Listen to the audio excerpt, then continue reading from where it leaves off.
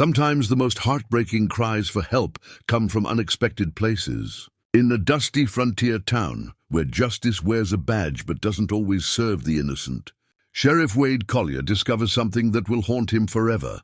A young girl locked away like an animal, forgotten by a world that should have protected her. The townsfolk whisper she's dangerous, wild beyond saving. But Wade sees something different in her tear-stained face, a spirit that refuses to break, even in darkest circumstances. As he begins uncovering the truth behind her imprisonment, he realizes this isn't just about saving one child, it's about confronting ugly truths his town has buried too long. But what if everything the sheriff thinks he knows about this girl is wrong? Before we jump back in, tell us where you're tuning in from. And if this story touches you, make sure you're subscribed, because tomorrow I've saved something extra special for you. The morning sun cast long shadows across Millbrook Township as Sheriff Wade Collier made his familiar rounds, his weathered boots echoing against the wooden boardwalk. At 58, Wade had seen enough of life to know that most troubles in a frontier town were predictable. Drunken cowboys, claim disputes, the occasional horse thief passing through. But what he'd discovered 3 days ago behind Murphy's saloon defied every assumption he'd made about human decency in his 37 years of wearing a badge, the star pinned to his vest had lost much of its luster over the decades, tarnished not just by time, but by the weight of compromises he'd made in the name of keeping peace. How many times had he looked the other way when powerful men bent the law to their will? How many injustices had he allowed to slide because confronting them would have meant standing alone against the very people who kept this town running? The badge felt heavier each morning, a reminder of opportunities for real justice that he'd let slip by in favor of an easier path. But the girl in the cage, that was different. That demanded something from him that he wasn't sure he had left to give. Wade paused outside Murphy's establishment, the Dusty Rose Saloon, where laughter and piano music would soon fill the air as the day wore on. Behind the building, in a space barely larger than a chicken coop, they kept her. The town council had deemed it temporary housing until they could figure out what to do with their unwanted guest. But Wade knew temporary had a way of becoming permanent when people found it convenient to forget. He'd seen her dress the first day, torn and dirty now, but even in its damaged state, it spoke of better times. The fabric was fine cotton, not the rough homespun most frontier children wore. The stitching showed careful craftsmanship, and beneath the grime he could make out delicate embroidery along the collar. This was not the garment of a wild child raised in the wilderness. This was the dress of a girl who had known comfort, care, perhaps even luxury.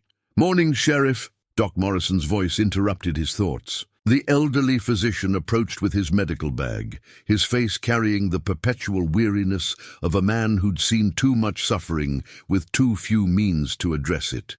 "Doc," Wade tipped his hat. "Making your rounds to check on our guest?" Morrison's expression tightened almost imperceptibly. "Just ensuring she's healthy. Can't have the territorial authorities saying we didn't provide proper care." Wade studied the doctor's face, noting the way his eyes didn't quite meet his own. "And how is she, Doc? Physically, I mean?" Morrison hesitated, shifting his weight from one foot to the other. "She's resilient. Children often are. No signs of disease or serious malnutrition, though she's certainly been through an ordeal." "What kind of ordeal, Doc?" The question hung between them like smoke from a dying fire. Morrison cleared his throat and adjusted his grip on his medical bag. "The kind that leaves a child afraid to speak to strangers. The kind that makes a young girl flinch when anyone approaches too quickly. You know how it is, Wade. The frontier can be hard on the innocent." Wade nodded slowly, but something in the doctor's tone suggested there were things left unsaid. "Mind if I ask how long you've been treating her?" "Since they brought her in, of course." 3 days now. And before that? Any memory of treating a child with her description? Maybe someone passing through with injuries. Morrison's jaw tightened. "Sheriff, I see a lot of patients. Travelers, locals, people just passing through. Don't be expected to remember every face, especially not." He trailed off, leaving the sentence incomplete. "Especially not what, Doc?" Nothing. Just, there's been no one matching her description before 3 days ago. I'm sure of it. Wade watched as Morrison hurried away, his medical bag swinging with each quick step. The conversation had revealed more through what wasn't said than what was. The good doctor was nervous about something, and in Wade's experience, nervous people usually had good reason to be. The sheriff made his way around to the back of the saloon, where a crude wooden structure had been hastily erected against the building's rear wall. Calling it a cage was harsh but accurate. Wooden slats reinforced with iron bars, with barely enough room for a child to lie down. It was the kind of enclosure typically used for dangerous animals, not human beings. Inside, the girl sat with her back against the far wall, her knees drawn up to her chest. Her dark skin bore the marks of sun and hardship, but her posture carried a dignity that no amount of mistreatment seemed able to break. She looked up as Wade approached, and he saw again what had struck him so forcefully that first day: intelligence. Her eyes held not the vacant stare of someone broken by trauma, but the cautious awareness of someone who had learned to be very careful about whom to trust. "Good morning," Wade said softly, settling himself on a wooden crate a respectful distance from the enclosure. He'd learned not to approach too closely at first. Sudden movement still made her draw back like a wild creature. She didn't respond verbally, but her eyes tracked his every movement. Wade had questioned enough people over the years to recognize the difference between someone who couldn't speak and someone who chose not to. This girl was making a choice. "I brought you something." He reached slowly into his jacket pocket and withdrew a small wrapped bundle. "Mrs. Henderson from the general store made some sweet biscuits. Thought you might be tired of the usual fare." He placed the bundle on the ground and pushed it gently toward the enclosure. The girl's eyes fixed on it with unmistakable interest, but she made no move to reach for it. Trust, Wade realized, would take time. "You know," he said, settling back on the crate, "I've been sheriff here for more years than I care to count. Seen all kinds of folks come and go. Travelers, traders, settlers looking for a new start. Most people, they leave some kind of trace. Someone remembers them. Someone saw them coming or going. But your story," he paused, studying her reaction, "your story has some holes in it that don't quite add up. A flicker of something, hope, fear." Crossed her features so quickly he almost missed it. "They tell me you were found by traders, that you were living wild somewhere out in the territory. But that dress you're wearing tells a different story. That's not the kind of clothing a wild child would have. And the way you hold yourself, the way you watch and listen, you've had teaching, haven't you? Someone took time to show you manners, maybe even letters and numbers." The girl's breathing quickened slightly, and Wade knew he was touching on something important. "I'm not here to trick you or hurt you," he continued, his voice gentle but firm. "I'm here because I think something bad happened to you, something the people in this town either don't know about or don't want to know about. And I think you're scared to tell the truth because you're not sure who you can trust." Mayor Hutchins's voice cut through the morning air like a blade. "Sheriff Collier, a word, if you please." Wade suppressed a sigh and stood, noting how the girl immediately tensed at the sound of the mayor's approach. Hutchins was a man who filled doorways and commanded attention through sheer presence. His carefully waxed mustache and tailored vest speaking to prosperity in a town where most folks wore whatever they could afford to replace. "Morning, Mayor. What can I do for you?" Hutchins glanced meaningfully at the girl, then gestured for Wade to step away from the enclosure. "I wanted to discuss the arrangements for our young guest. The town council met last night, and we've decided it's time to move forward with more permanent solutions." "What kind of solutions?" "There's an orphanage in Helena. Good Christian people who specialize in taking in strays and civilizing them. They have experience with difficult cases." Again his eyes flicked toward the girl. It would be the charitable thing to do. Wade felt something cold settle in his stomach. "Helena's a long way from here. How would she get there?" "Murphy's volunteered to make the trip. He has business in the territorial capital anyway, and he's willing to escort her. The council feels it's the most practical solution." Practical. Wade had learned to distrust that word when it came from the mouths of powerful men. And the girl? What does she want?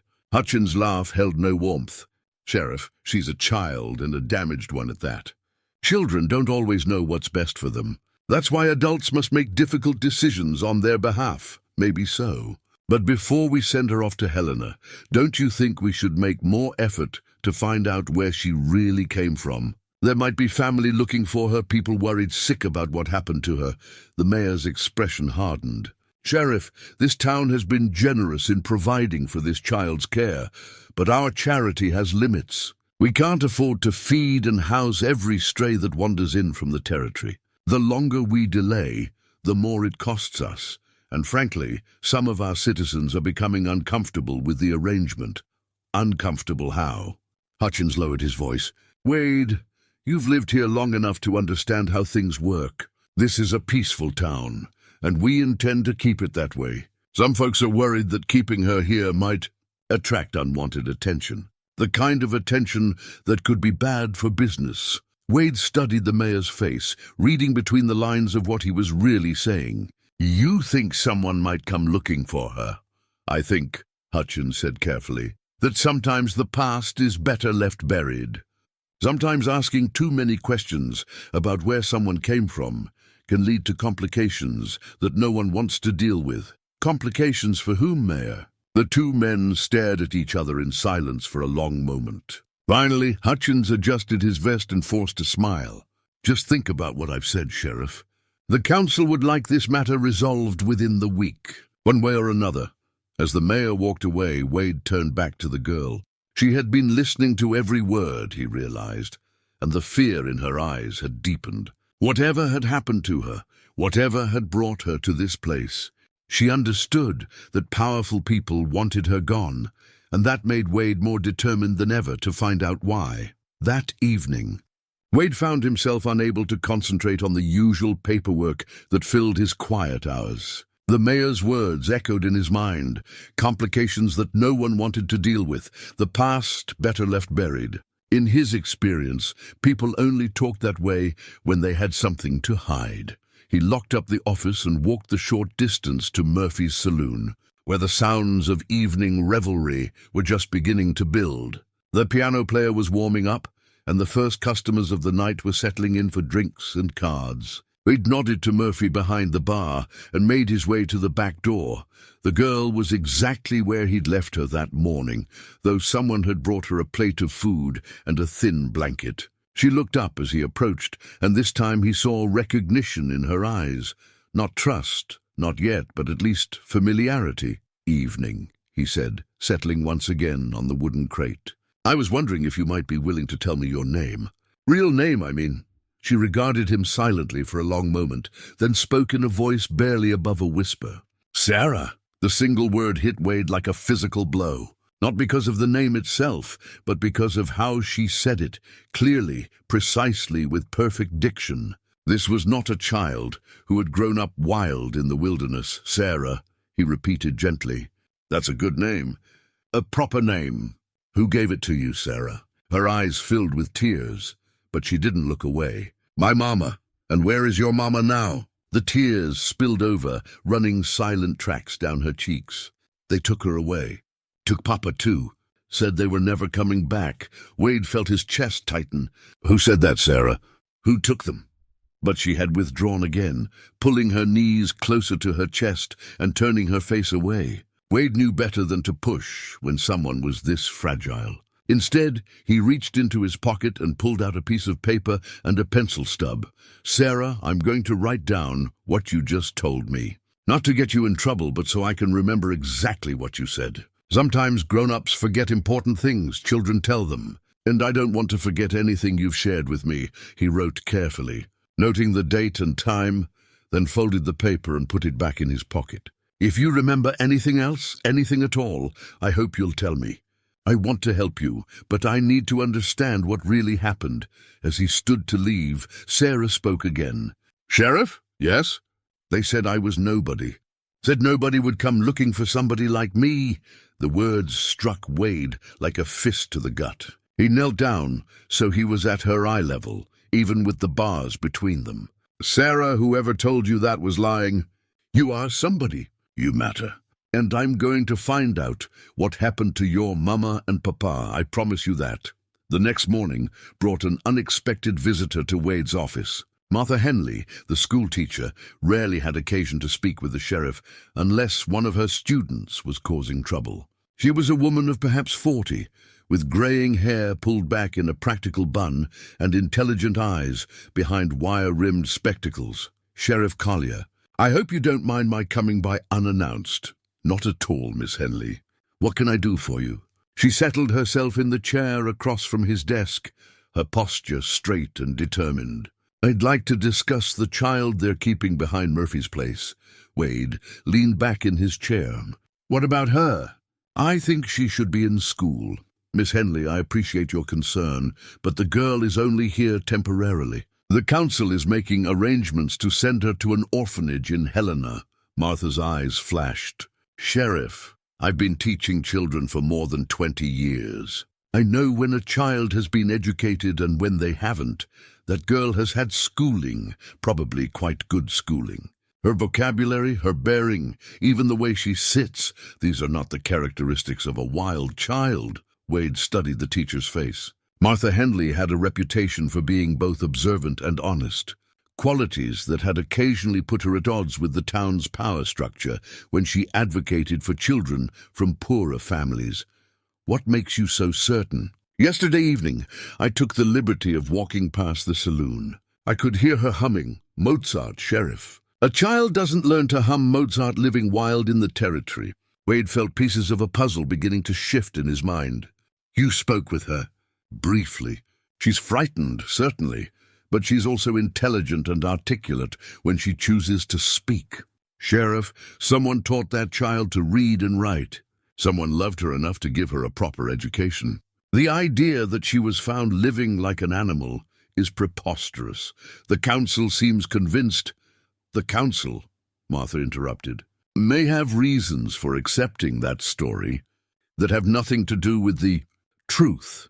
It was the second time in 2 days that someone had suggested the town's leaders were motivated by something other than genuine concern for the girl's welfare.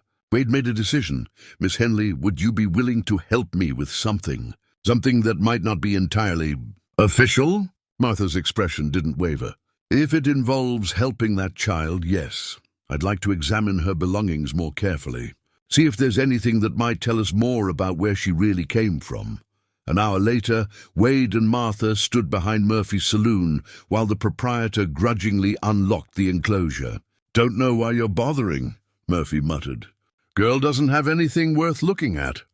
Just the clothes on her back and a few scraps we gave her. But when Wade began carefully examining the tattered dress, he noticed something that made him pause. Along the inner seam of the collar, the stitching was different, newer, more hurried. He ran his fingers along the fabric and felt something crinkle beneath. Miss Henley, do you have your sewing kit with you? Martha produced a small pair of scissors from her handbag. Working carefully, Wade opened the seam and extracted a folded piece of paper, yellowed and worn, but still intact. Sarah watched with wide eyes as he unfolded it, revealing careful handwriting in black ink. The letter was brief, but devastating in its implications. My dearest Sarah, if you are reading this, then something has happened to Papa and me. We knew there might be danger in coming here, but the work Papa is doing is important. He is trying to help people who cannot help themselves. Remember what we taught you about being brave and telling the truth, even when it's hard. Find someone you can trust and show them this letter. Tell them about Papa's work and why we came to Montana Territory. The papers are hidden where we showed you. You are loved, always. Mama Wade read the letter twice, his mind racing. This wasn't the correspondence of a wild child or even a typical frontier family. The handwriting was educated, the language formal and careful. Most telling of all was the reference to Papa's work and papers. This suggested official business, possibly government business, Sheriff, Martha whispered. This changes everything. Yes, Wade agreed, folding the letter carefully and tucking it into his vest pocket. Yes, it does. Murphy had been listening to every word, and Wade could see the wheels turning behind the saloon owner's eyes. Now see here, Sheriff, that's just some old paper. Doesn't prove anything about where she came from or what happened to her people. Maybe not, Wade replied evenly. But it's enough to make me think we need to ask more questions before we send her off to Helena. Murphy's face darkened. The council's made their decision. Girl leaves by the end of the week, and that's final. As they walked away from the saloon, Martha spoke quietly. Sheriff, I think that child is in more danger than we realized. Wade nodded grimly. The letter had confirmed his growing suspicion that Sarah's story was far more complicated than anyone wanted to admit. Someone had killed her parents, someone who knew about whatever work her father had been doing. And now that same someone, or someones, wanted her gone. Before she could tell what she knew, the question was whether Wade could uncover the truth before the council's deadline ran out. Wade spent the rest of that day quietly investigating, starting with the town's official records. The ledger that documented arrivals and departures told an interesting story. Or rather, it told no story at all where it should have. There was no record of the traders who supposedly found Sarah. No notation of when they arrived or where they claimed to have discovered her. More troubling still, there were several pages that appeared to have been torn out around the time Sarah would have arrived in Millbrook. Wade had kept these records himself for over a decade, and he knew his own handwriting well enough to recognize when pages were missing. He was contemplating this discovery when Martha appeared at his office door, her face flushed from hurrying. Sheriff, you need to see this. She held up a small worn book. I found it hidden under the blanket they gave Sarah, tucked way back against the wall, where no one would notice it unless they were looking carefully. Wade examined the book she handed him. It was a McGuffey's Fourth Eclectic Reader, the kind used in schools across the country to teach advanced reading skills. The pages were well worn, with careful notations in the margins, written in a child's hand. But what caught his attention immediately was the level of the material. This was not a primer for beginning readers, but an advanced text for students who had already mastered basic literacy. Look at the inside cover, Martha said. Wade opened to the front page and saw an inscription in careful script. Property of Sarah Washington, Grade 4. Miss Caroline's Academy for Young Ladies, Denver, Colorado. September 1886. The implications hit him like a physical blow. Not only did this confirm Sarah's identity and prove her advanced education, but it placed her in Denver less than a year ago. Hardly the background of a wild child raised in the wilderness. Miss Caroline's Academy, Martha said quietly. I know of it. It's one of the finest schools in the Colorado Territory, very exclusive and expensive. They only accept students from wealthy families. Wade flipped through the pages, noting the careful pencil marks where Sarah had underlined passages and written notes. The handwriting was precise and mature for a child her age, showing the kind of educational foundation that required years of good instruction. Sheriff, Martha continued, this book tells us several important things. Sarah comes from a family with considerable means. She was receiving an excellent education until very recently, and most importantly, she was in Denver in September, only 8 months ago. Whatever happened to bring her here happened in the last few months, not years ago, as the official story suggests. Wade closed the book carefully. Miss Henley, I'm going to ask you to do something that might put you at odds with some powerful people in this town. I'm listening. I want you to spend time with Sarah, talk to her, gain her trust, see what else she might remember. But be discreet about it. I have a feeling that the people who want her sent away won't appreciate us asking too many questions. Martha nodded firmly. When do we start?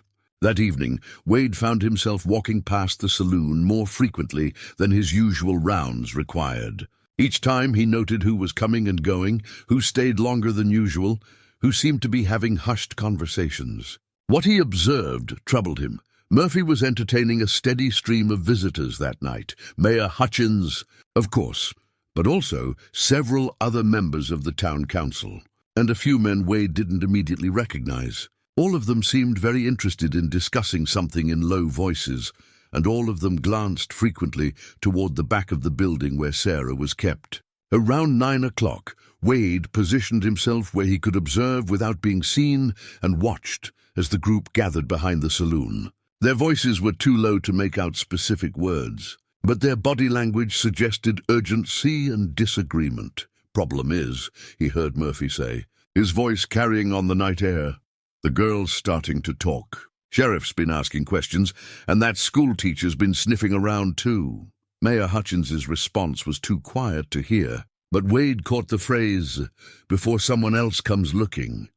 The group dispersed shortly after, but not before Wade noticed something that made his blood run cold. One of the men, someone he hadn't seen clearly in the darkness, walked with a distinctive limp, favoring his left leg heavily. It was the kind of injury that might result from a bullet wound, the kind of wound someone might have sustained during a violent encounter. The next morning brought an unexpected development. Wade arrived at his office to find a telegram waiting for him, delivered during the night. The message was brief but significant. "Sheriff Collier, stop inquiring about missing federal marshal and family. Stop. Theodore Washington wife. Elizabeth daughter Sarah. Stop disappeared February traveling Montana territory. Stop urgent. You respond immediately. Stop deputy. Marshal James Fitzgerald, Denver, Colorado." Stop. Wade read the telegram 3 times, his mind working to process the implications. Sarah's father wasn't just some wealthy businessman. He was a federal marshal who had gone missing with his family while traveling through Montana territory. This changed everything. The marshal's disappearance would have triggered a federal investigation. There would be other lawmen looking for the Washington family, and eventually that search would lead them to Millbrook. No wonder the town's leadership was eager to send Sarah away. Her presence was evidence of a federal crime, and her testimony could implicate local citizens in that crime. Wade locked the telegram in his desk drawer and went immediately to find Martha. He discovered her sitting beside Sarah's enclosure, a slate and chalk in her hands, working with the girl on writing exercises. "How's our student today?" Wade asked as he approached.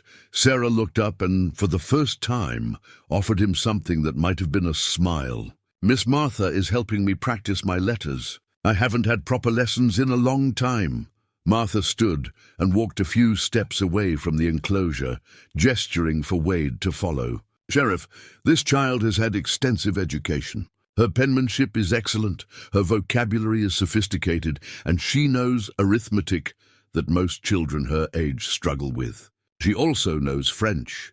"French?" "I tested her. She's conversational in French, which means she had a governess or attended a very elite school. This is not a child from an ordinary frontier family." Wade glanced back at Sarah, who was carefully practicing her letters on the slate.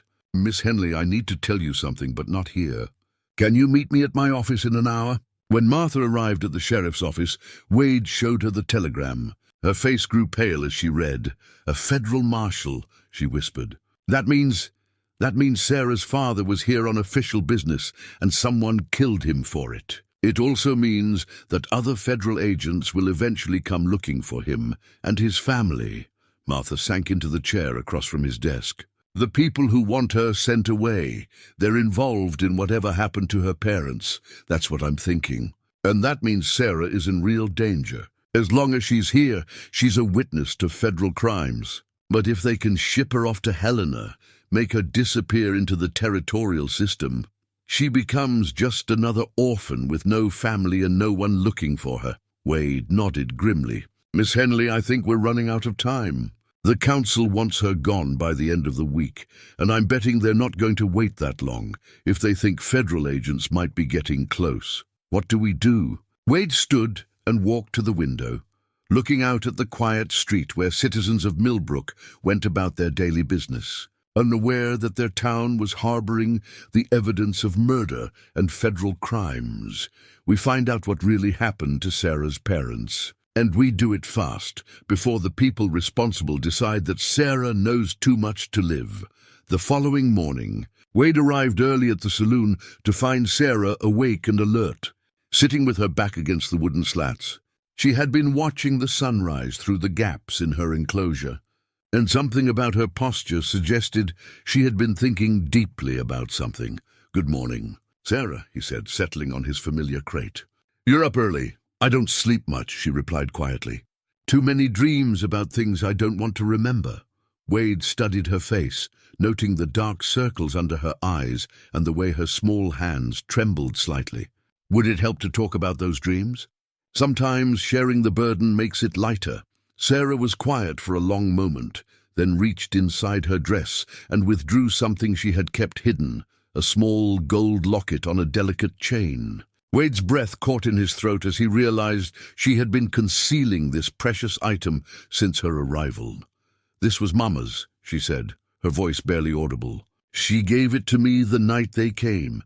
With careful fingers, she opened the locket to reveal a small photograph inside. Wade moved closer to the bars, and what he saw confirmed every suspicion he'd been developing. The photograph showed a well-dressed black family, a distinguished man in a formal suit with a badge visible on his vest, a beautiful woman in fine clothing, and Sarah herself, younger but unmistakably the same child, dressed in what was clearly an expensive dress. "That's Papa," Sarah said, pointing to the man in the photograph. "He was going to help some people who were in trouble. Mama said his work was important, that he was trying to make things fair for people who couldn't make them fair for themselves." Wade's hand shook as he looked at the image. The man in the photograph carried himself with the bearing of authority, and the badge visible on his vest confirmed what the telegram had told him. This was Marshal Theodore Washington, a federal law enforcement officer who had been investigating something in Montana Territory. "Sarah, this photograph, it's very important. It proves who your family was, and it shows that your papa was a lawman like me." Sarah's eyes filled with tears. "They said nobody would believe me if I told them who Papa was. They said nobody cares about people like us." "Who said that, Sarah? The men who hurt your family?" She nodded, clutching the locket tightly. "They laughed when Papa showed them his badge. Said it didn't mean anything out here. Said nobody would come looking for us."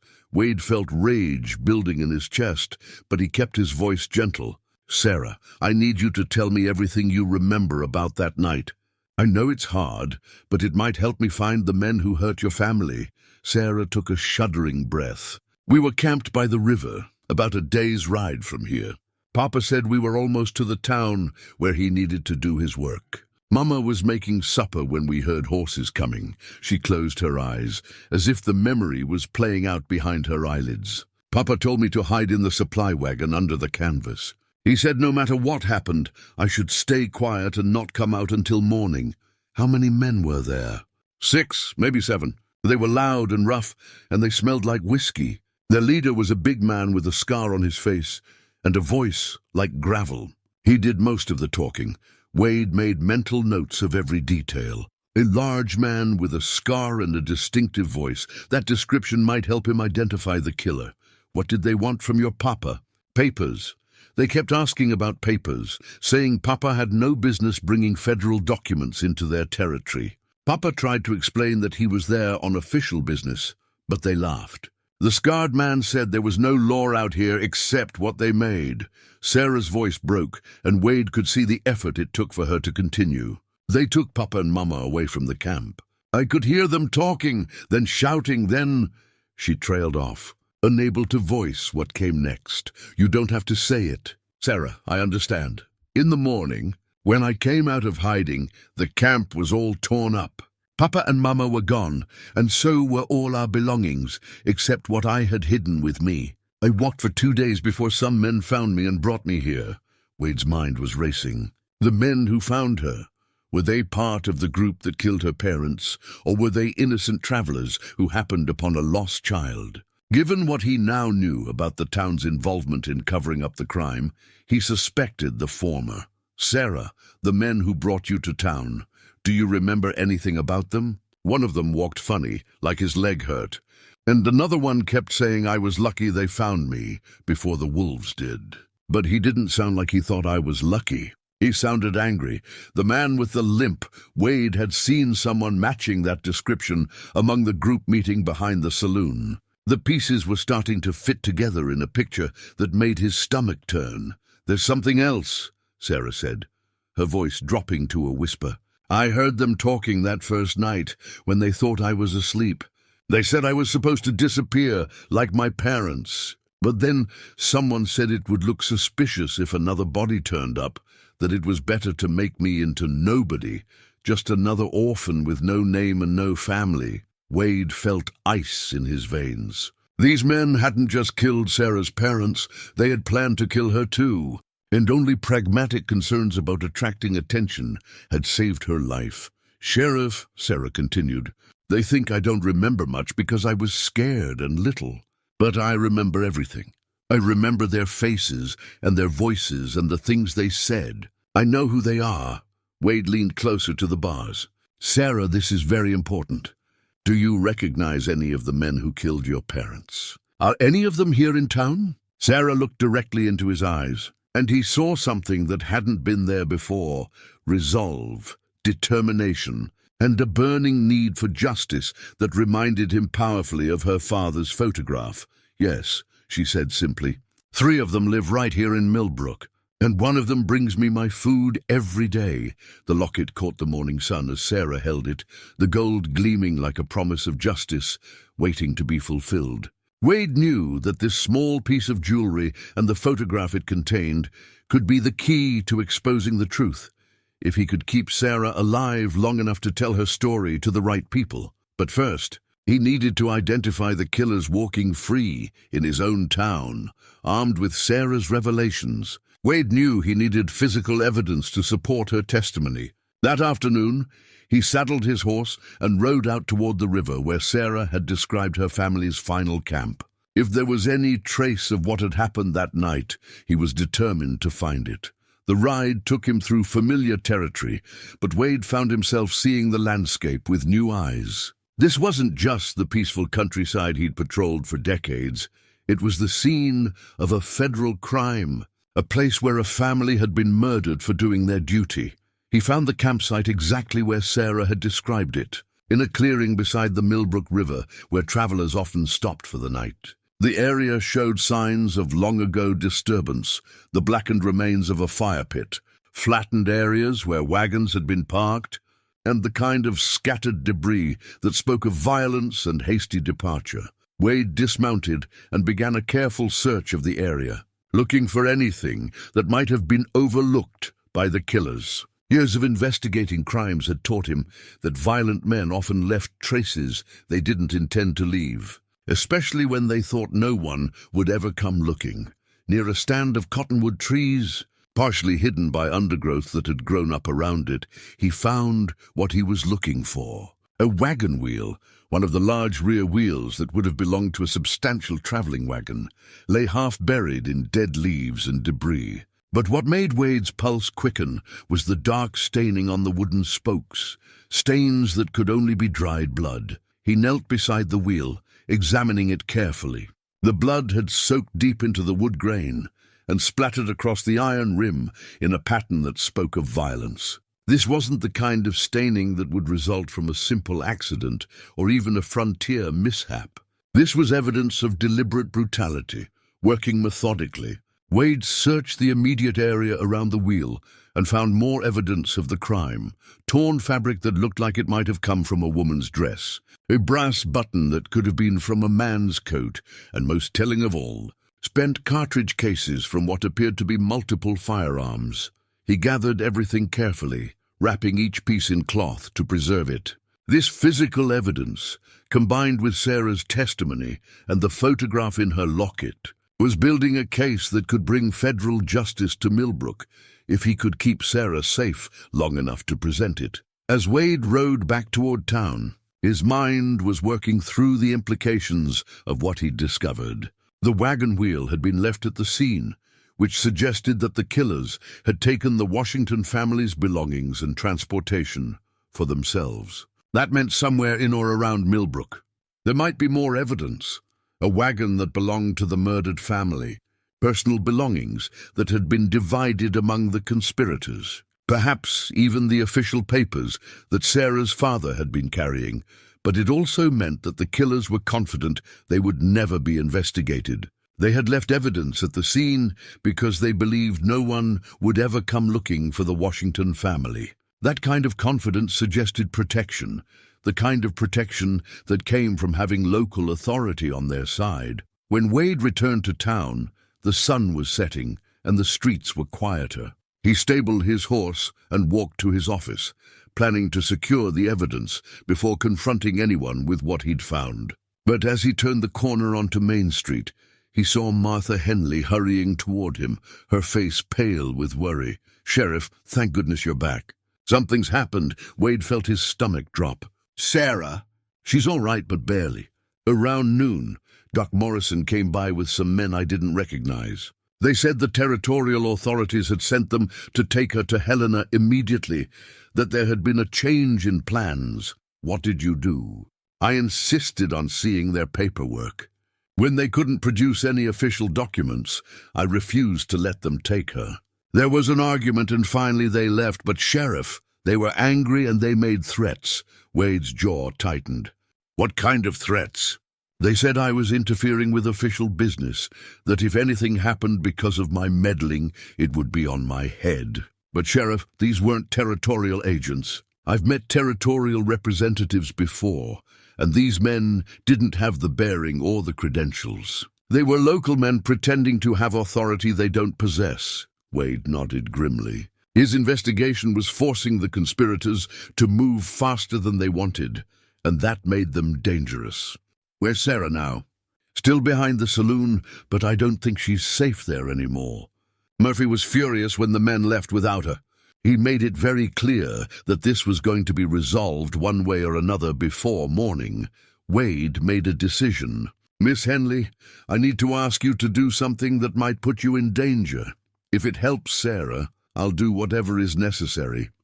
I want you to take her to your house tonight, quietly, after the saloon closes and the streets are empty. Tell anyone who asks that you're providing temporary shelter while the territorial arrangements are finalized." Martha nodded. "And what will you be doing?" Wade patted the saddlebags containing the evidence he'd collected. "I'm going to pay a visit to Doc Morrison. I think it's time he and I had a very honest conversation about what he knows regarding Sarah's family." That night, Wade waited until the saloon had closed and the streets were empty before making his way to Doc Morrison's residence. The elderly physician lived in a modest house behind his practice, and Wade could see light in the windows despite the late hour. Doc Morrison answered the door in his nightclothes, and Wade could immediately tell that the man had been drinking, probably heavily, judging by the smell of whiskey and the unsteadiness in his movements. "Sheriff? What brings you here so late?" "I think you know, Doc. May I come in?" Morrison hesitated, then stepped aside. Wade entered the small parlor and noted the tension in the doctor's demeanor. "Doc, I've been investigating what really happened to Sarah's family, and I think you know more than you've been telling me." Morrison's hands shook as he poured himself another drink. "I don't know what you mean." Wade pulled the blood-stained wagon wheel spoke from his saddlebag and placed it on Morrison's table. "I found this at the Washington family's campsite. This is evidence of murder, Doc. Federal murder." Morrison stared at the blood-stained wood, his face going white. "Where did you—" "The question isn't where I found it. The question is whether you're going to keep lying to me about treating wounded men the night that family was killed." The doctor's composure finally cracked. "You don't understand, Wade. These aren't men you cross and live to tell about it. I had a choice, treat their wounds and keep quiet, or join the Washington family in their graves. So you did treat them." Morrison nodded miserably. 3 of them came to me that night, all with injuries. Gunshot wounds. They said they'd run into trouble with claim jumpers. But I could tell from the wounds that they'd been in close quarters fighting, not a long-range gunfight. "Who were they, Doc?" Morrison looked at Wade with eyes full of fear and regret. "If I tell you, will you protect me? Because they'll kill me if they know I talked." Wade leaned forward. "Doc, they're going to kill that little girl if we don't stop them. Help me save her, and I'll do everything I can to keep you safe." Morrison was quiet for a long moment, then spoke in a voice barely above a whisper.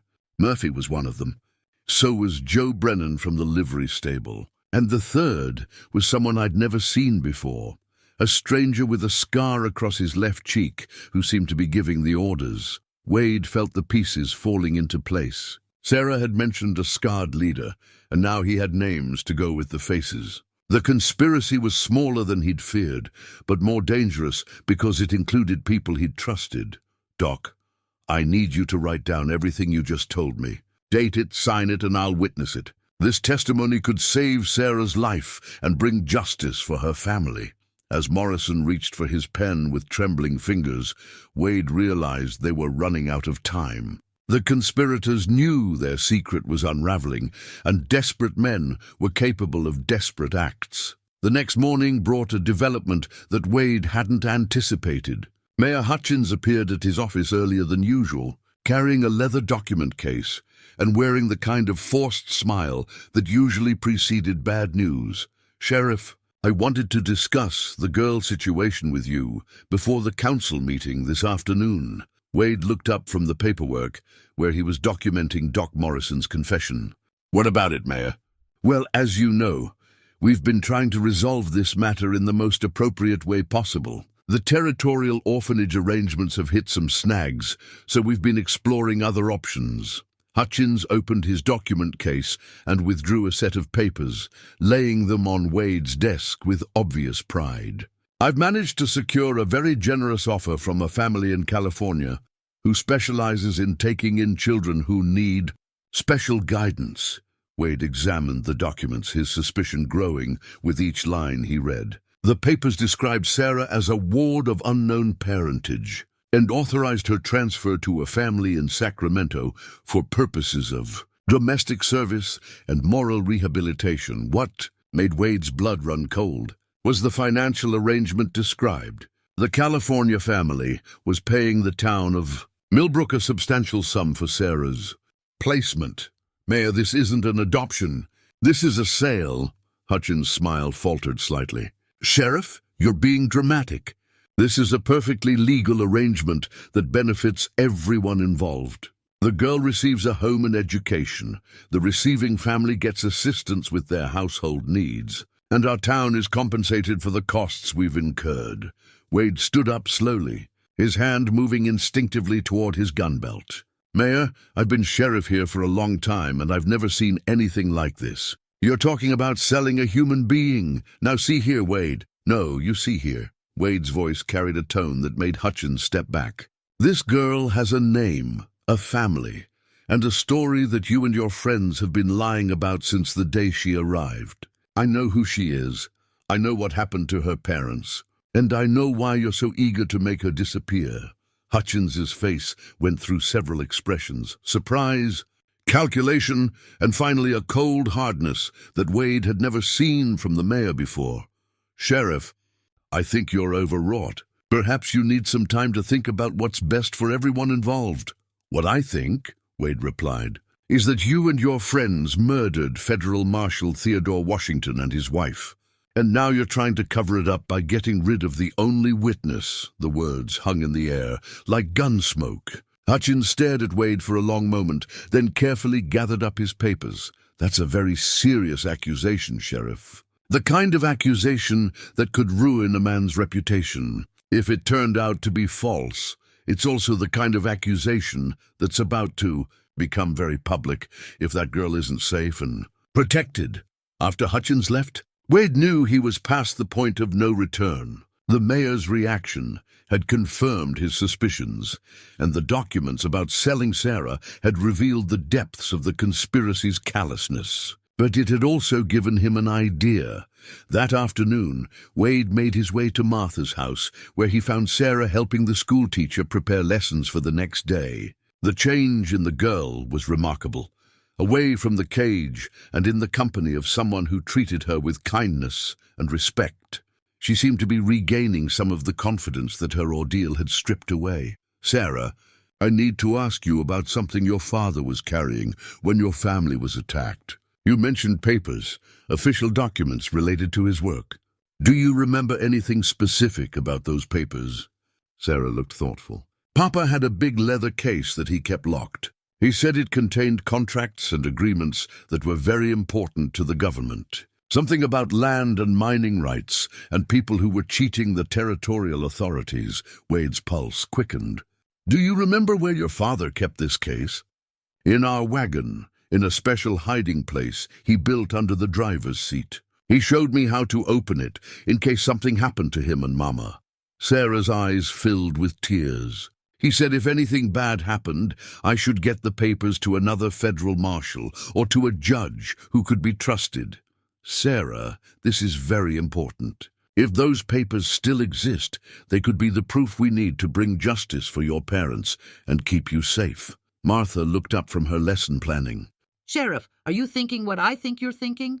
If Sarah's family's wagon is still around here somewhere, and if those documents are still hidden in it, we might have evidence of the crimes that Marshal Washington was investigating, crimes that got him and his wife killed. That evening, Wade began a systematic search of the area around Millbrook, looking for any trace of the Washington family's wagon. His investigation led him to Joe Brennan's livery stable, where he made a discovery that confirmed his worst fears. Hidden behind the main stable building, covered with canvas and partially dismantled, was a large traveling wagon of the type used by prosperous families for long-distance travel. The wagon showed signs of hasty modification. Sections had been repainted, hardware had been removed or replaced, and the entire vehicle had been altered to disguise its original appearance. But Wade's trained eye could see through the disguise. This was the Washington family wagon, and the attempts to conceal its identity only confirmed that it contained something the killers wanted hidden. Working by lantern light and moving carefully to avoid detection, Wade examined the wagon's construction until he found what he was looking for, a hidden compartment beneath the driver's seat, exactly as Sarah had described. The compartment had been forced open, but whoever had broken into it had been in a hurry and hadn't been thorough. Wedged in the back corner of the hiding place, overlooked by the killers, Wade found a single document that made his hand shake as he read it. It was a federal contract detailing a major land fraud scheme involving territorial officials, mining companies, and local authorities across several Montana counties. The contract specifically mentioned Mayor Hutchins and several other Millbrook citizens as participants in the illegal appropriation of federal lands intended for homesteading, but most damning of all was a handwritten note attached to the contract. Written in Marshal Washington's careful script, evidence suggests local enforcement compromised. Recommend federal intervention. Witnesses intimidated or eliminated. Local officials profiting from fraudulent land sales. Immediate action required to prevent further violence. Wade realized he was holding a document that could bring down not just the men who killed the Washington family, but a conspiracy that reached deep into the territorial government. No wonder they had been so desperate to eliminate Marshal Washington and his family, and no wonder they were so determined to silence Sarah permanently. As he carefully folded the contract and tucked it inside his vest, Wade heard footsteps approaching the stable. He quickly extinguished his lantern and moved into the shadows, his hand on his gun. 3 figures approached the wagon, and Wade recognized their voices, Murphy, Brennan, and a third man he couldn't identify in the darkness. Should have burned this thing weeks ago, Murphy was saying. Too much evidence just sitting here. Had to wait until things cooled down, Brennan replied. But after what happened today with the sheriff, we can't wait any longer. The third voice was unfamiliar but carried authority. Tomorrow night we finish this. The wagon burns, the girl disappears, and anyone who's been asking too many questions learns to keep their mouth shut. Wade remained hidden until the men left, then made his way carefully back to town. He now had physical evidence, witness testimony, and documentary proof of the conspiracy. But he also knew that time was running out. The killers were planning to eliminate all evidence of their crimes, and that included Sarah. Wade spent a sleepless night in his office, wrestling with the implications of what he'd discovered. The evidence was overwhelming, but it also revealed that the conspiracy was far larger and more dangerous than he'd initially suspected.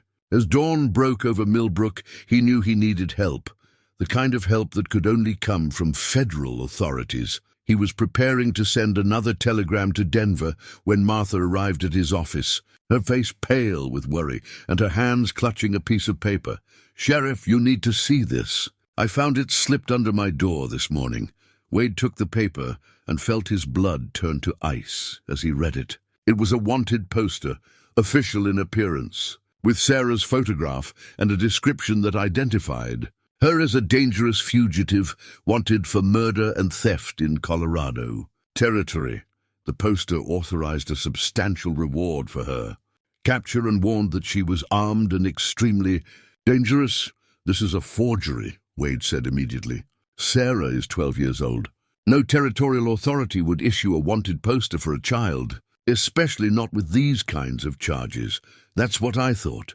But Sheriff, someone went to a lot of trouble to make this look official. They even have what appears to be territorial seals and signatures." Wade studied the document more carefully, noting the quality of the printing and the attention to detail in the forgery. "This isn't amateur work. Someone with access to official documents and printing equipment created this. But why? What purpose does it serve? It gives them legal justification for taking Sarah by force. If anyone questions why armed men are arresting a child, they can point to this poster and claim they're acting under territorial authority." Martha sank into the chair across from his desk. "Sheriff, how far does this conspiracy reach? If they can produce forged federal documents, then they have connections we haven't even begun to understand." Wade walked to his window and looked out at the quiet street, seeing his town with new eyes. "Martha, I need to tell you something that's going to be hard to believe, but I have proof." Over the next hour, Wade shared everything he'd discovered, the evidence from the campsite, Doc Morrison's confession, the hidden document from the wagon, and the true scope of the land fraud that had motivated the murders. Sarah's father wasn't just investigating corruption, he concluded. He was investigating a conspiracy that involves territorial officials, federal land grants, and illegal mining operations across multiple counties. The people who killed him weren't just local criminals. They were part of an organized network that reaches all the way to the territorial capital. Martha was quiet for a long moment, processing the implications. That means Sarah isn't just a witness to her parents' murder. She's a witness to federal crimes that could bring down government officials. Exactly. And that makes her more valuable alive than dead, if we can get her to the right people, but also more dangerous to keep alive if the wrong people find her. Wade nodded grimly. "Martha, I think we need to get Sarah out of Millbrook tonight, before they can act on whatever plan they're putting together. Where would we take her?" "Helena, there's a federal courthouse there and federal marshals who can protect her while she gives testimony. It's our only chance to see justice done and keep her safe." That afternoon, Wade made careful preparations for their departure. He gathered all the evidence he'd collected, wrote detailed reports of his investigation, and made copies of the most important documents. If something happened to him, he wanted to ensure that the truth would eventually come to light. As evening approached, Wade was finalizing his preparations when Doc Morrison appeared at his office door, clearly agitated and glancing nervously over his shoulder. "Sheriff, they know you've been investigating. Murphy and his friends are planning something for tonight." "What kind of something?" "They're going to claim that the girl attacked someone, maybe me, maybe Martha. They'll say she's dangerous and needs to be restrained. Then they'll use that as justification to take her into custody." Wade felt pieces clicking into place. The wanted poster. They're creating a scenario that matches the charges on the poster. What wanted poster? Wade showed Morrison the forged document, and the doctor's face went white. "Sheriff, this is very sophisticated work. This isn't something Murphy or Brennan could have created on their own." "No, it's not." "Doc, how deep does this conspiracy go? How many people in town are involved?" Morrison looked around nervously before answering. "More than you might think. The land deals that Marshal Washington was investigating, they've made a lot of people wealthy. People who have a vested interest in keeping the truth buried. Give me names, Doc. Hutchins, obviously. Murphy and Brennan. But also Harrison from the bank. The Caldwell brothers who own the mining claims east of town. And at least 3 members of the town council." Morrison paused, then added quietly, "And Judge Parker from the county seat." Wade felt the ground shift beneath his feet. Judge Parker was the highest legal authority in the region, the man he would normally turn to when local law enforcement wasn't sufficient. If Parker was part of the conspiracy, then Sarah truly had nowhere to turn within the established legal system. "Doc, is there anyone in this town I can trust besides you and Martha?" Morrison thought carefully. "Reverend Coleman, maybe. He's been asking questions about why a child is being kept in a cage. And Tom Bradley from the telegraph office. He's not local, came here from back east, and he's been uncomfortable with some of the things he's seen." "All right. Here's what I need you to do. Go to Martha's house and help her prepare Sarah for travel. Tell them to pack light but bring warm clothes. We're leaving town tonight, and we won't be coming back until this is resolved." After Morrison left, Wade went to the telegraph office to find Tom Bradley. The young telegraph operator was exactly as Morrison had described, an earnest man in his 20s who clearly didn't fit with the frontier town's established power structure. "Mr. Bradley, I need you to send some messages for me, but I need to know that you'll keep this between us." Bradley studied Wade's face and seemed to see something there that convinced him. "Sheriff, I've been wondering when someone was going to start asking the right questions about that girl." Wade handed him 3 carefully written telegrams, one to the federal marshal's office in Denver, one to the territorial governor in Helena, and one to the U.S. attorney for Montana Territory. Each message contained a coded summary of what he'd discovered and a request for immediate federal intervention. "Send these tonight, after the office officially closes. And Tom, if anyone asks, you never saw me here." As Wade prepared to leave the telegraph office, Bradley called out to him. "Sheriff, there's something else you should know. Earlier today, I received a message addressed to Mayor Hutchins. It was from someone in Helena, and it mentioned eliminating the Washington problem permanently." Wade turned back, his hand moving instinctively to his gun. "Do you still have that message?" Bradley hesitated, then reached into his desk and withdrew a telegram. "I probably shouldn't be showing you this, but..." Wade read the message, and what he saw confirmed his worst fears. The telegram was from someone identified only as TH and contained explicit instructions to resolve the witness situation before federal authorities arrive and ensure no further complications arise from the Washington matter. "Bradley, this message, it's ordering them to kill Sarah." "That's what I thought too." "Sheriff, what are you going to do?" Wade folded the telegram and put it in his pocket. "I'm going to make sure that doesn't happen. And I'm going to make sure everyone involved in this conspiracy pays for what they've done." As Wade left the telegraph office, he realized that the stakes had escalated beyond anything he could have imagined. This wasn't just about a local cover-up of a federal crime. This was about a conspiracy that reached into the highest levels of territorial government, with people powerful enough to order murders and confident enough to put those orders in writing. But it was also about a 12-year-old girl who had already lost everything and was depending on him to keep her safe. Whatever the cost, whatever the risk, Wade was determined not to let her down. The truth was coming out, and tonight, one way or another, the people responsible for the Washington family's murder would face justice. As darkness settled over Millbrook, Wade made his way to Martha's house through back alleys and side streets, staying in the shadows and avoiding the main thoroughfares where he might be observed. The town felt different now that he understood the true nature of what he was up against. Every shadow could hide an enemy. Every face could belong to someone who wanted Sarah dead. He found Martha and Sarah waiting for him, their few belongings packed into small bundles that could be carried easily. Doc Morrison was there as well, nervously pacing by the window. "Any sign of trouble?" Wade asked. "3 men rode past about an hour ago," Martha replied. "They were heading toward the Murphy place, and they looked like they meant business." Wade nodded. The conspiracy was mobilizing, just as he'd expected. "Sarah, before we leave town, I need you to help me with something.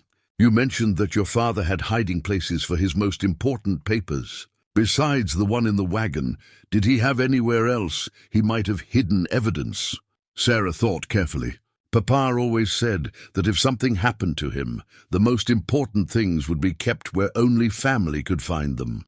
He taught me about a special place, but he made me promise never to tell anyone unless it was a matter of life and death. Sarah, this is exactly that kind of situation. Your father would want you to help bring justice for what happened to him and your mother. Sarah looked at Wade with eyes that seemed far older than her 12 years. There's a place by the river where we stopped to water the horses on our way into town. Papa buried a metal box under a large rock that looks like a bear's head. He said it contained the most important evidence of his investigation. Wade felt his pulse quicken. If Marshal Washington had indeed hidden crucial evidence, it could be the key to exposing the entire conspiracy. Can you find this place again? Yes, but it's not close to town. We'd have to ride for about 2 hours, and we'd be out in the open.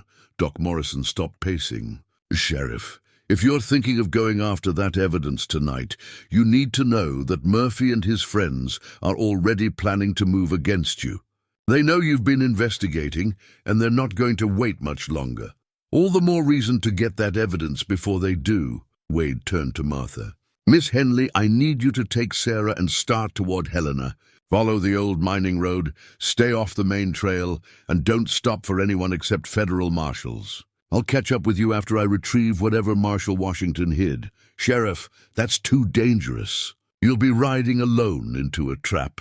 Maybe, but if that evidence exists, it's worth the risk. Without it, all we have is the testimony of a 12-year-old girl against powerful men who can produce forged documents and buy whatever witnesses they need. Sarah stepped forward. I'm going with you. Absolutely not. It's too dangerous, and, Sheriff, you need me to find the hiding place.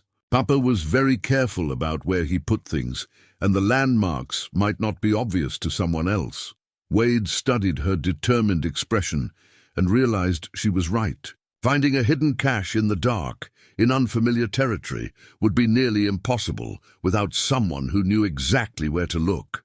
All right, but we do this my way. We ride fast, we stay quiet, and at the first sign of trouble, you do exactly what I tell you.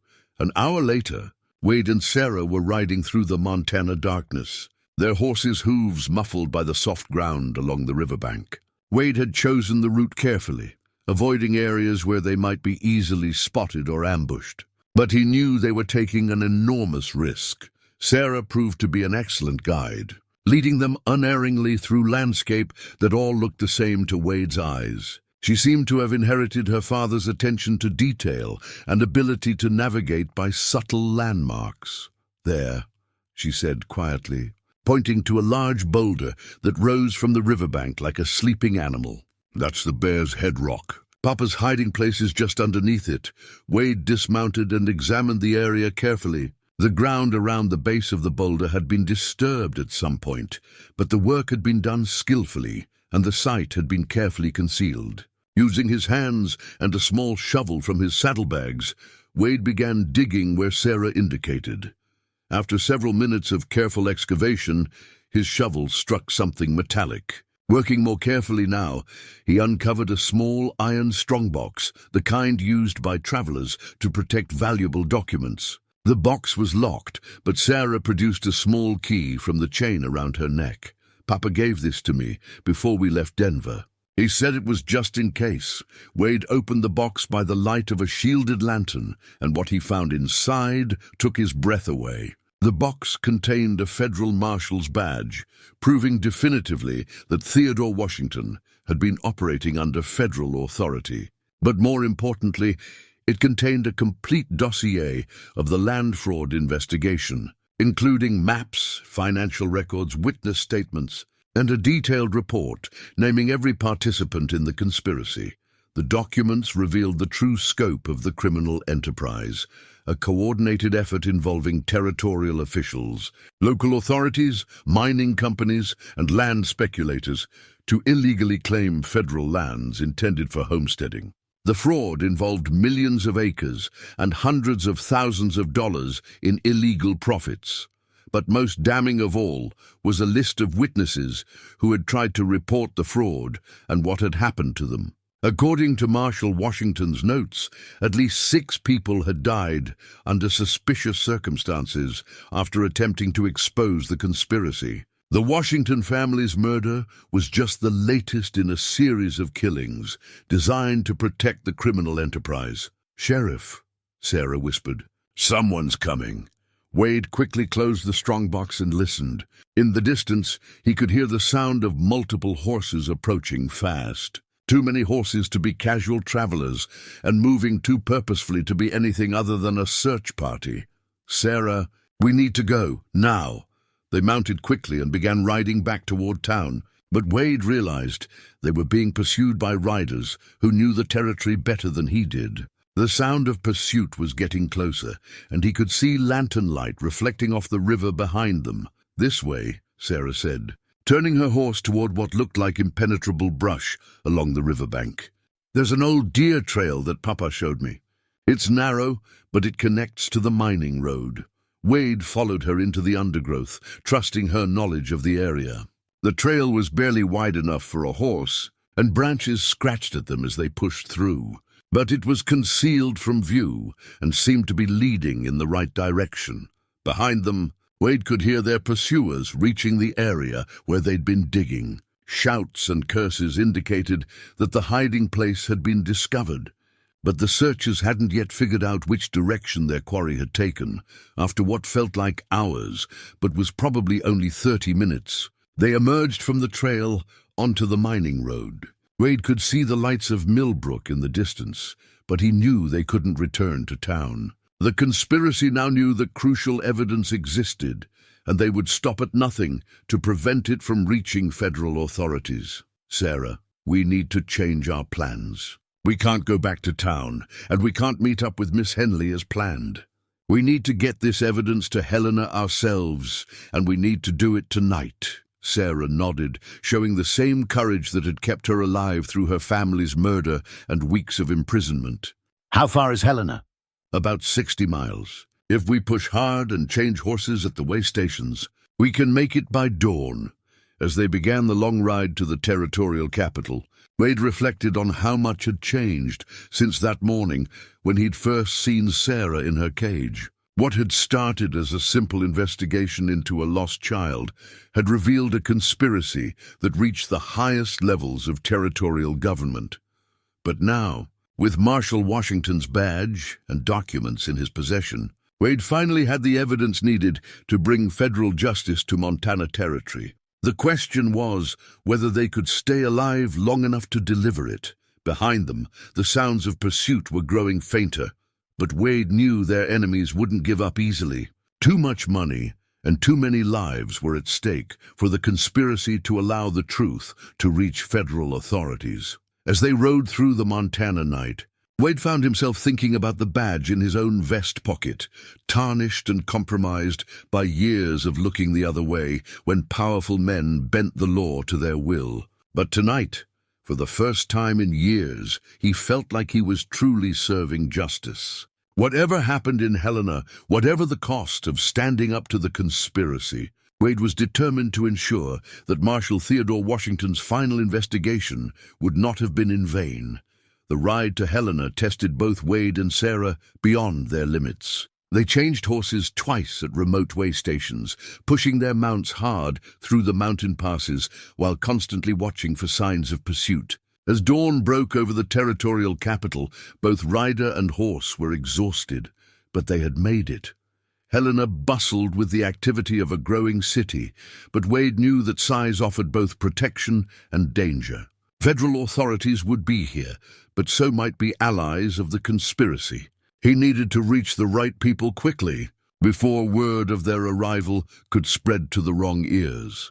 Wade led Sarah directly to the federal courthouse, a substantial brick building that represented the authority of the United States government in Montana Territory. But as they approached the building, Wade spotted something that made his blood run cold.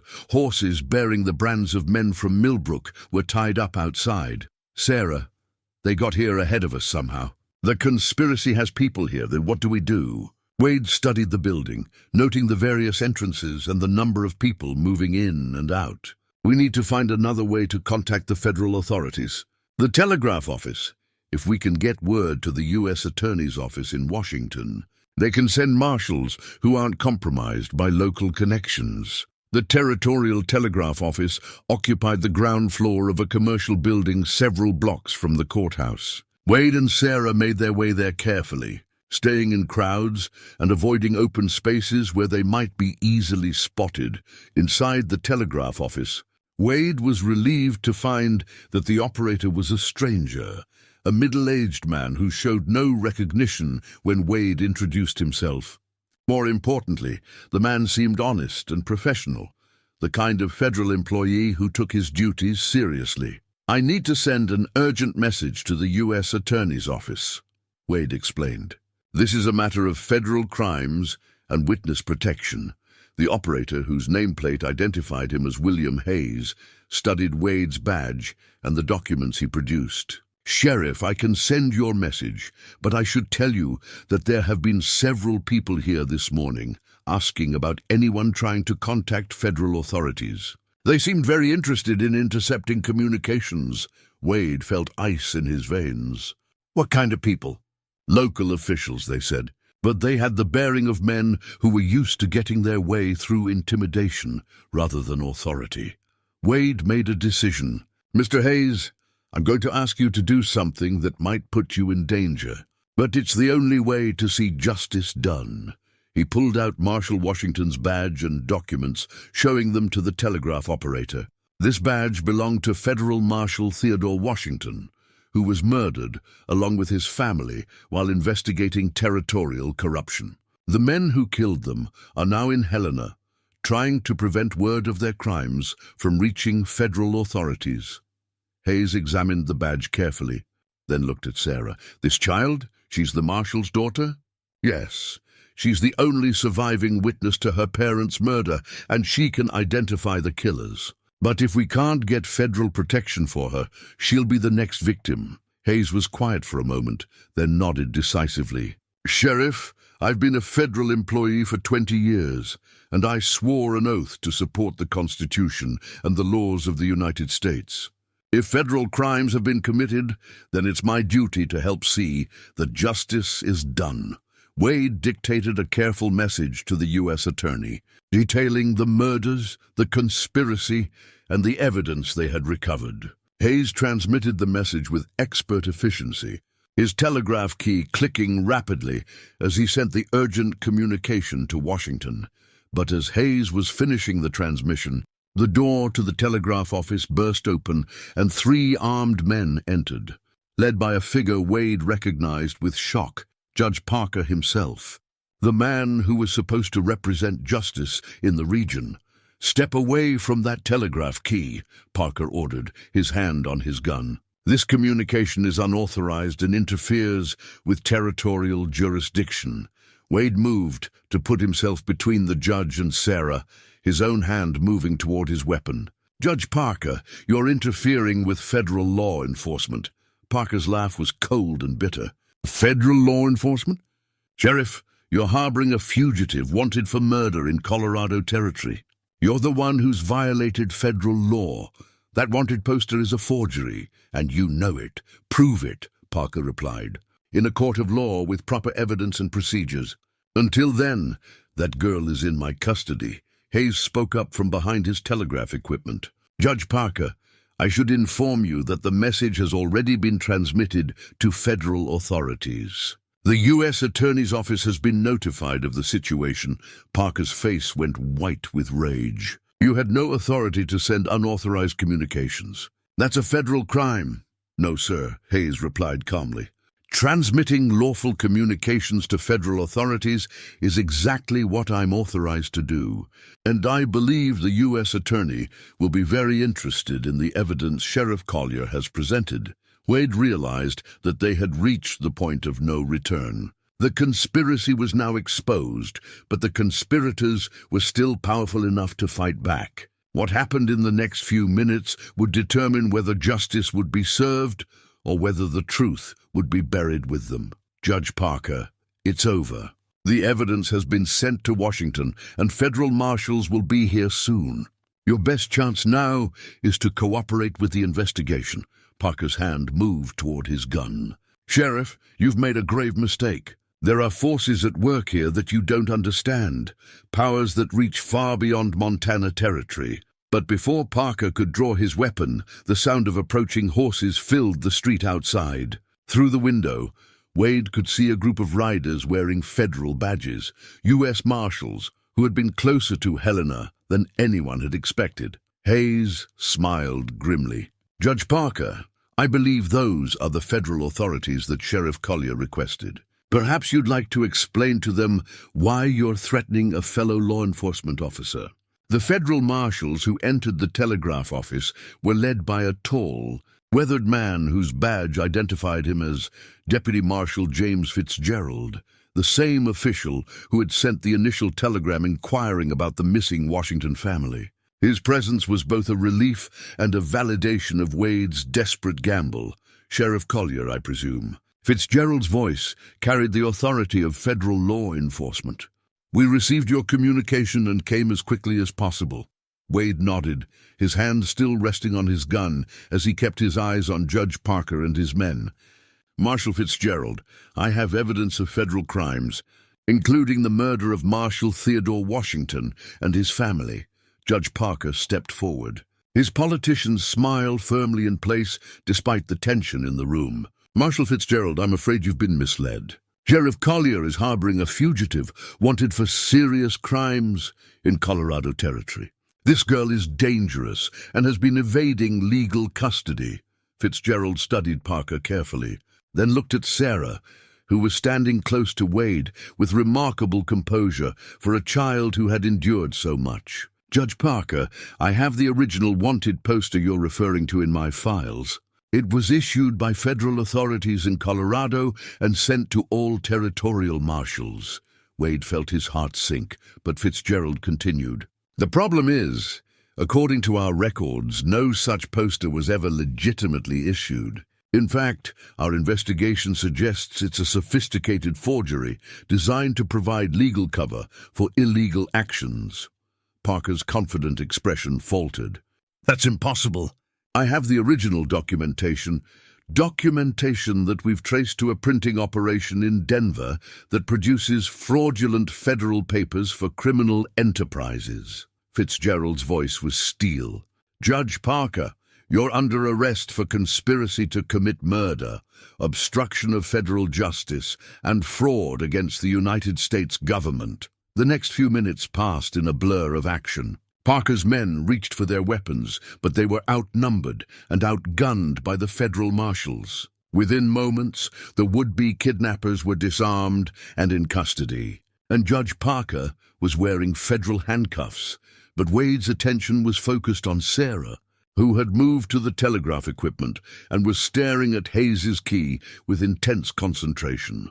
"Sarah, what is it?" She looked up at Wade with tears in her eyes, but for the first time since he'd known her, they seemed to be tears of relief rather than fear. "Sheriff, that sound, the telegraph key clicking, it's the same sound I heard the night my parents were killed." Marshal Fitzgerald immediately focused on her words. "What do you mean, Sarah?" "The men who attacked our camp, they had someone with them who was sending messages. I could hear the clicking from where I was hiding, and Papa said it was probably someone reporting to their bosses. The leader, the one with the scar, he kept saying they needed to let the big bosses know that the Marshall problem was solved." Wade felt pieces clicking into place. "Marshal Fitzgerald, the conspiracy isn't just local. They were coordinating with authorities outside Montana territory from the very beginning."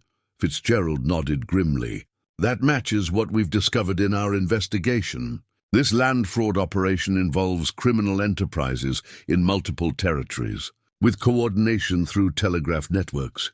Over the next hour, as federal agents secured the scene and began processing the evidence Wade had gathered, Sarah demonstrated remarkable courage in providing detailed testimony about her parents' murder. Her memory was precise and her descriptions clear, providing federal investigators with crucial information about the conspiracy's structure and operations. But perhaps the most significant moment came when Marshal Fitzgerald presented Sarah with a small iron key that had been found among Judge Parker's possessions. "Sarah, do you recognize this key?" Sarah's eyes widened as she took the key in her hands. "This is the key to my cage, the one they used to lock me up behind the saloon."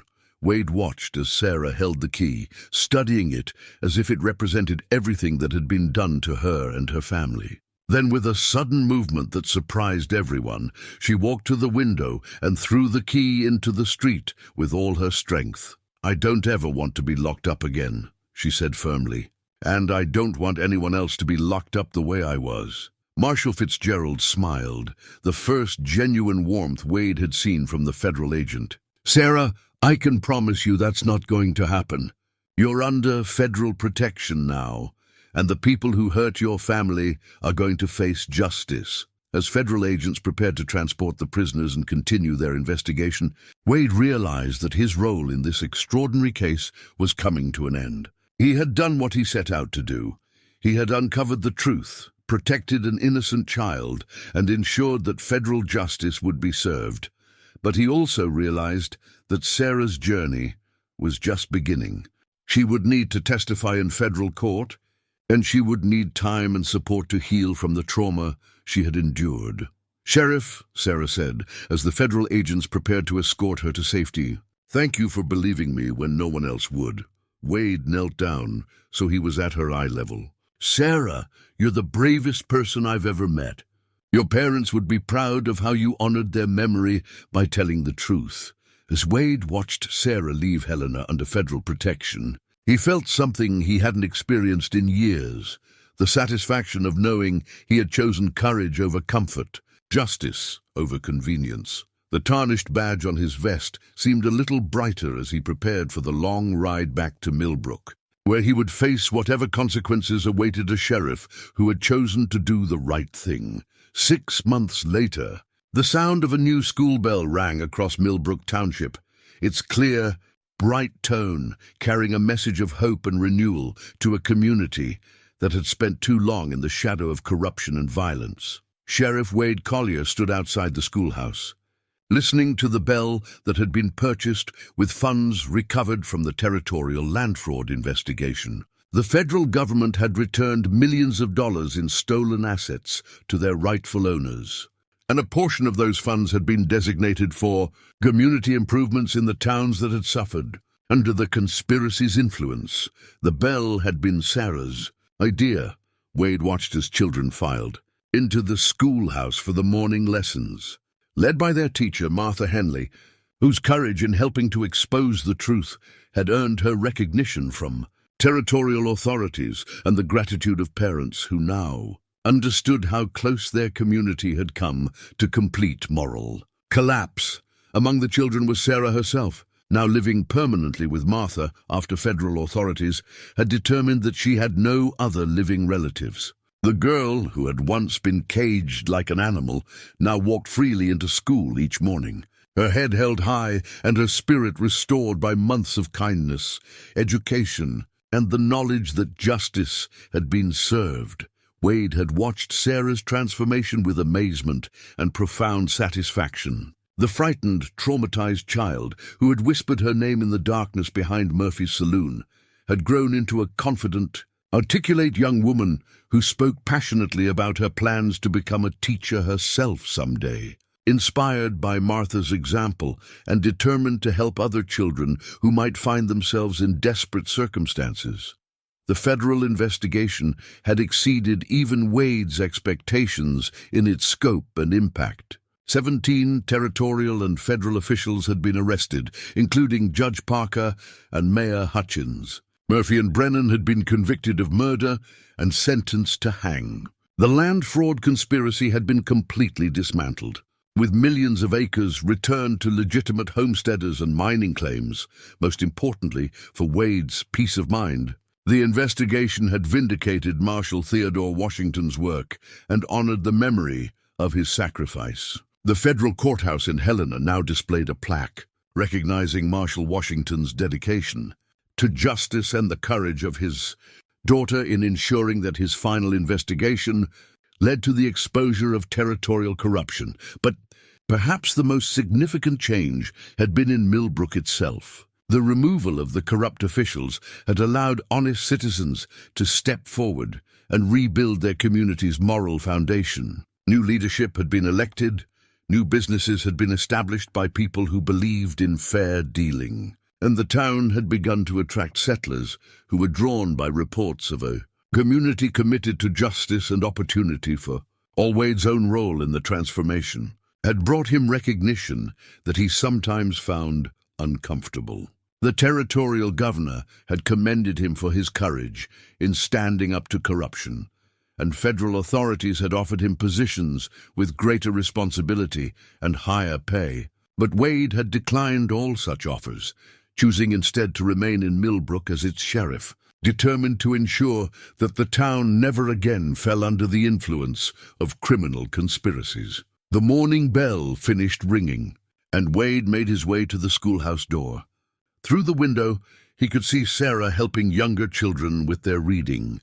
Her patient kindness, a reflection of the healing that had taken place in her heart over the past months. Martha noticed him at the window and gestured for him to come inside. The children looked up as he entered, greeting him with the respect and affection that had replaced the fear and suspicion that had once characterized the community's relationship with law enforcement. "Sheriff Collier," Sarah said, rising from her seat and approaching him with a letter in her hand. "I wanted to share something with you." Wade accepted the letter and saw that it was addressed to Sarah from the federal marshal's office in Washington, D.C. With her permission, he read the contents and felt his chest tighten with emotion. The letter informed Sarah that the federal government was establishing a scholarship fund in her parents' memory, designed to provide educational opportunities for children who had been victims of crime or who came from families that had suffered injustice. Sarah had been selected as the fund's first recipient, with full support for her education through college and beyond.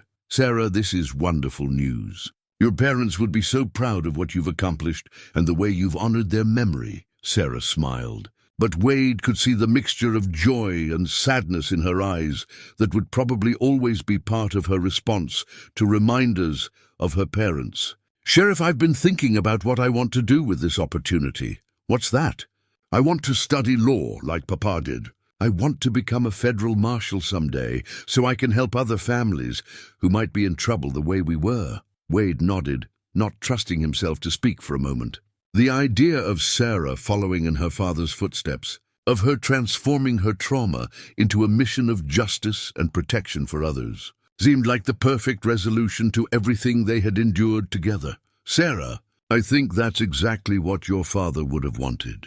And I think you'll make an excellent marshal someday."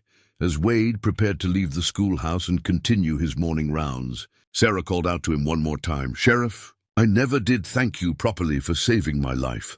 Wade turned back to her, thinking of the tarnished badge he still wore and the long road that had led him from compromise to courage. "Sarah, you've got it backward. You're the one who saved me. You reminded me what it means to choose what's right over what's easy." The school bell rang again, marking the beginning of another day of learning and growth in a community that had learned to value truth over convenience, justice over profit, and the courage of one man and one child over the corruption of many. As Wade walked the streets of Millbrook, he reflected on how a single decision to look beyond the surface of a frightened child's story had changed not just his own life, but the lives of everyone in the community. The bell continued to ring in the distance, a daily reminder that even in the darkest circumstances, the truth has a way of surfacing when good people are willing to fight for it. The future stretched ahead, full of promise and possibility, for a town that had learned the true meaning of justice, and for a girl who would carry her parents' legacy forward into a new generation of federal law enforcement. And somewhere in the clear, bright sound of that school bell, Wade could hear the echo of Marshal Theodore Washington's badge, finally restored to its full honor and authority.